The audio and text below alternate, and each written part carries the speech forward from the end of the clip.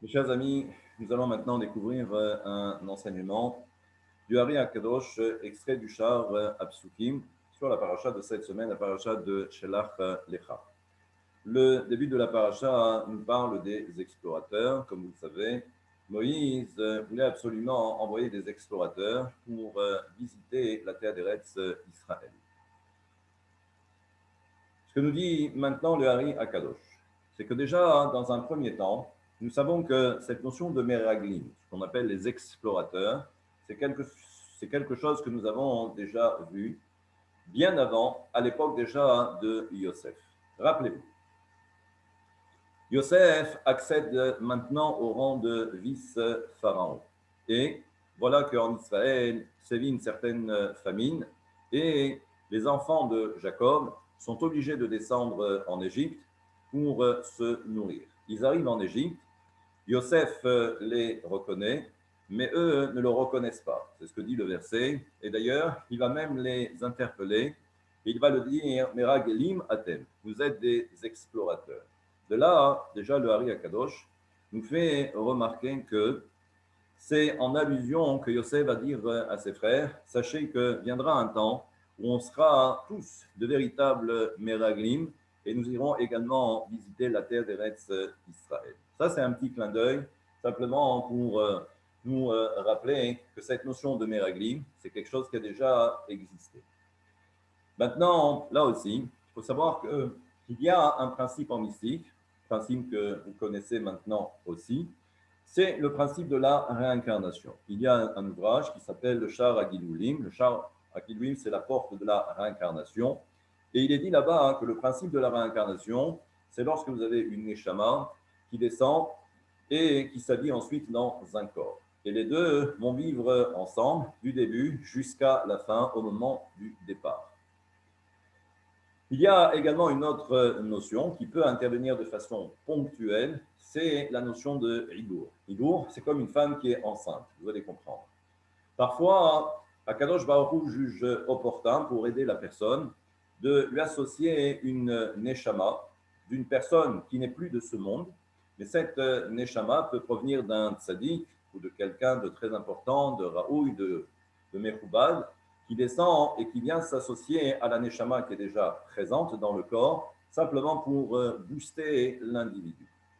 Ce que nous fait remarquer ici le Hari Akadosh, et ça corrobore avec ce que j'ai dit précédemment, c'est que lorsque Yosef a dit à ses frères, nous serons un jour également des explorateurs, au moment où Moïse décide d'envoyer des explorateurs, eh bien, il nomme 12 explorateurs. Les 12 sont des responsables de tribus, mais Akadosh Baruch Hu a déjà vu qu'il y aurait peut-être un problème.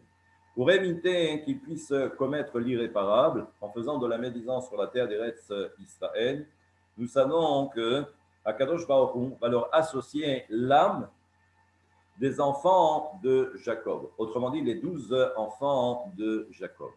Et là, on comprend maintenant un peu mieux. Et toujours selon le principe du Hibour, on a fait descendre des Neshamot pour les associer avec les 12 explorateurs, les 12 responsables de tribus. Pour l'histoire de Yoshua Binoun, là aussi, c'est assez surprenant. On a comme l'impression qu'il y a un peu de favoritisme, parce que nous savons dans le texte que Moshe Rabbeinu va prier pour son élève. Son élève, c'est Yoshua Binoun, et non seulement il va prier pour son élève, mais il va également changer son nom. Et cela, ça sera une sorte de protection.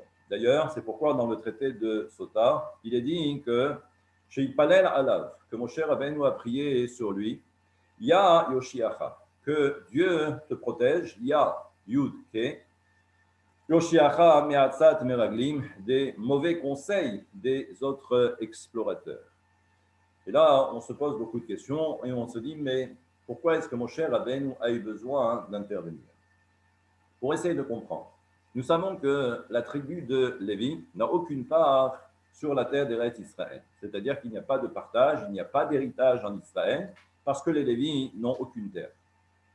À partir de là, on ne pouvait pas envoyer là un un des responsables de la tribu des Lévites, pour la simple et bonne raison, encore une fois, c'est qu'ils n'ont aucune part dans la terre d'Eretz Israël.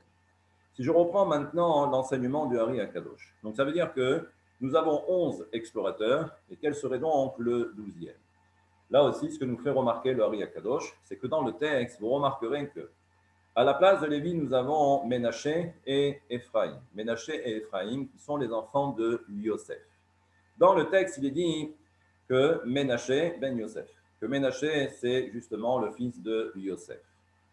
Et là, donc, nos sages nous disent que lorsque la Torah nous dit Ben Yosef, ça veut dire qu'on a associé l'âme de Yosef à Ménaché. Qu'en est-il de Éphraïm? Eh bien, dans le texte, il n'y a pas écrit Éphraïm ben Ménaché.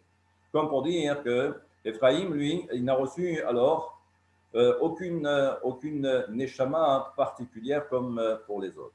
Eh bien, Éphraïm, c'est Yehoshua, c'est-à-dire que Yehoshua fait partie de la tribu de Éphraïm. À ce moment-là, mon cher Rabbeinu a eu peur et il s'est dit, mais si il n'y a pas cette neshama supplémentaire pour l'aider, il est sûr et certain qu'il risque de commettre l'irréparable. C'est pourquoi nos sages nous disent, au nom du Hari, que justement, mon cher Rabbeinu va prier pour que Éphraïm puisse recevoir justement cette association où son âme soit associée avec celle de Lévi. Lévi, encore une fois, eh bien, le fils de Jacob. À partir de là, on comprend déjà qu'il se passe déjà quelque chose. Maintenant, on avance un petit peu. Nous verrons que par la suite, malheureusement, il n'y en a que deux. Yehoshua Binoun, et nous avons également Caleb ben Yefouné. Caleb ben Yefouné, lui, a reçu justement ce hibour, cette neshama supplémentaire, ou cette association de neshama supplémentaire, qui provient de Yehuda. Yehuda, donc le fils de Jacob. Donc nous avons Lévi et Yehuda, Lévi pour Yehoshua Binoun, et nous avons Yehuda pour Caleb ben Yefouné.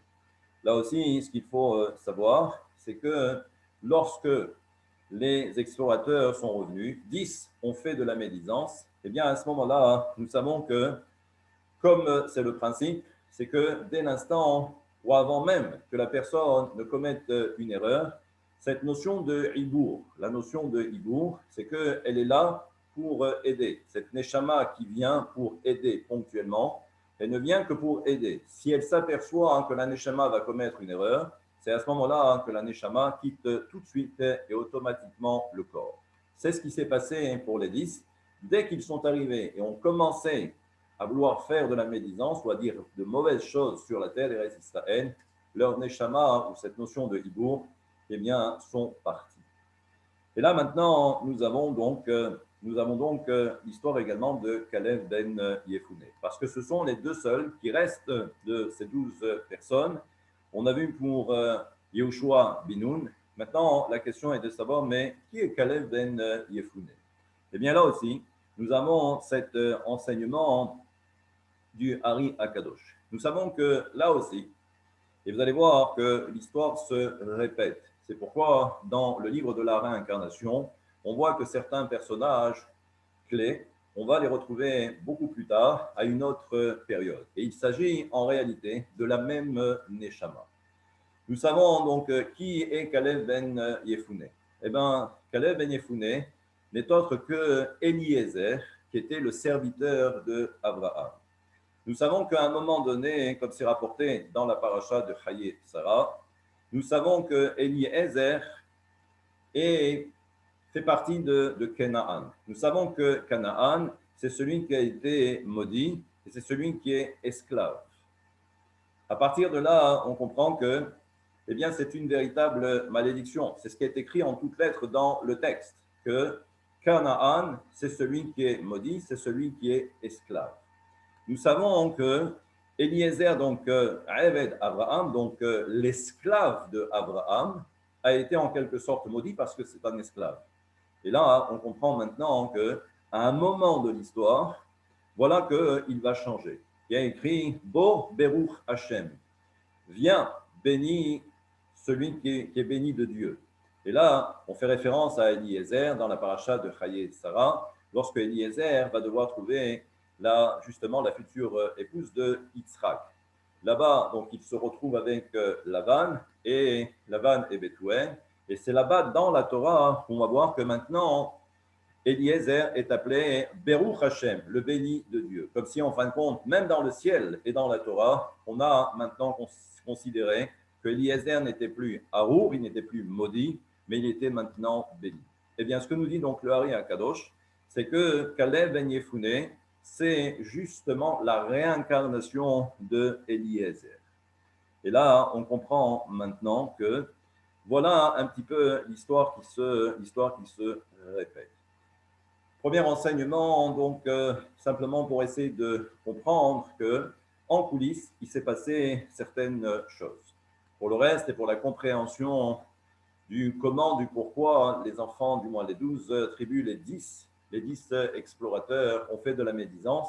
Là aussi, il y a pléthore d'explications, de commentaires proposés par nos sages. Mais encore une fois, on comprend bien que chaque fois que l'on parle d'élection, chaque fois que l'on parle de kavod, le kavod étant les honneurs, eh bien, on sait très bien que ce qui est à l'origine et ce qui, malheureusement, est là toujours pour mettre en évidence certains aspects de notre personnalité, c'est ce qu'on va appeler tout simplement l'ego.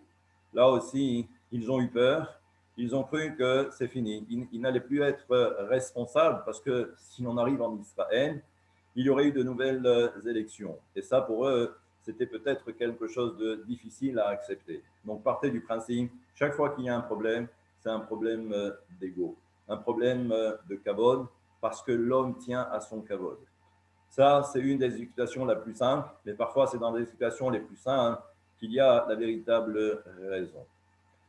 Ça, c'est pour le premier enseignement, et on verra demain, Bezrat Hashem, autre chose sur cette paracha, un principe de notre tradition qui est très important, verset que l'on voit apparaître dans cette paracha, qui est le fameux Ve'ata Igdana Koach Hashem, que maintenant il faut apporter de la grandeur à la force de Dieu, au pouvoir de Dieu. Ça paraît surprenant, mais c'est écrit comme ça dans le texte, et vous verrez qu'il y a cet enseignement du Hari Akadosh aussi, qui va nous permettre de comprendre certaines choses. À bientôt.